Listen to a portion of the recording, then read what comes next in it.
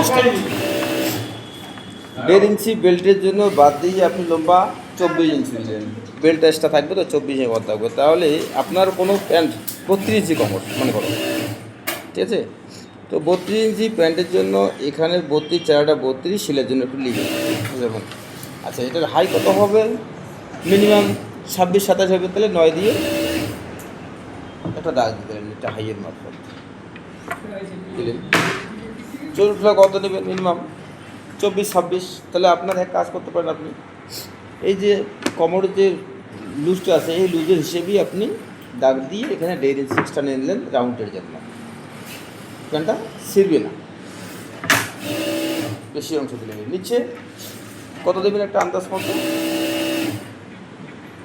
মতো তো হয় না, যে কোনো জিনিসের মাপের হয়, তো রেডিমেড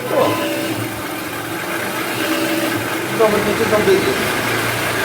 আপনি তো মাপ দেবেন না, আপনি তো মাপ দিলে কাটবেন না। তো আপনার এখান থেকে আপনি নিচে মোটামুটি এই 18 ইঞ্চি দিলেন, 18। তারপরেও আমি একটু আমার জায়গায়, হ্যাঁ ঠিক, এবার 18 দিলেন।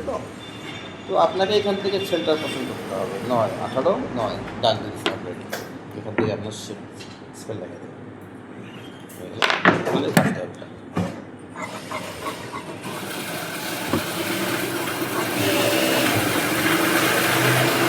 কাপড় কাটিং করার সময় আপনি দেখবেন যে আপনার কাপড়টা, দুইটা কাপড় একসঙ্গে আছে তো ঠিকঠাক আছে কিনা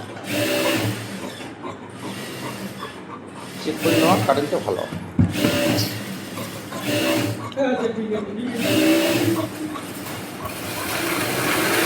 পকেট দেবেন এখানে, সাধারণত প্লাজো প্যান্টে পকেট হয়, তো আপনি